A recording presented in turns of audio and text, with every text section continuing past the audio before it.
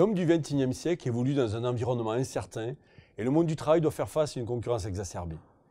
Les données, dans le domaine de l'économie, du politique, du management, de la technologie, deviennent rapidement périssables. La compétitivité des individus, mais aussi des entreprises, est de moins en moins durable. Quant à la France, elle doit définir des stratégies pour se maintenir à frontière technologique et ainsi ne pas se laisser décrocher du groupe des pays les plus avancés dans les domaines techniques et scientifiques. Face à ces enjeux, l'enseignement devient une pièce essentielle sur l'échiquier du futur. Pour éviter une obsolescence programmée, les pédagogies traditionnelles devront donc intégrer les nouveaux outils. Les offres de formation seront comparées, évaluées et notées sur un marché sans frontières. Cette offre mondialisée justifie à elle seule un effort de prospective et une volonté d'innovation. Les pistes à explorer ne devraient-elles pas prendre en compte non seulement les apports d'intelligence artificielle et des bots, les nouvelles techniques d'information et de communication, mais aussi l'idée de satisfaire des apprenants soucieux de donner du sens à leur quotidien et de promouvoir des valeurs humanistes. Pour s'adapter à ces mutations, les collectifs de chercheurs ne s'organiseront-ils pas en réseaux internationaux, construits au gré des contrats, connectés à des plateformes en constante évolution?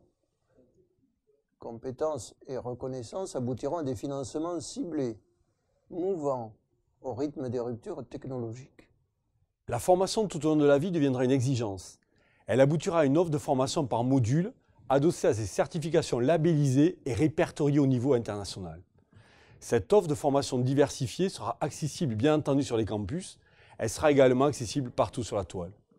Animée par des bots, des acteurs virtuels, des acteurs de séries technologiques maîtrisant les techniques de la communication, elle suscitera alors l'émergence d'étudiants nomades. Les consommateurs finaux seront toujours les entreprises soucieuses de recruter des collaborateurs bien formés.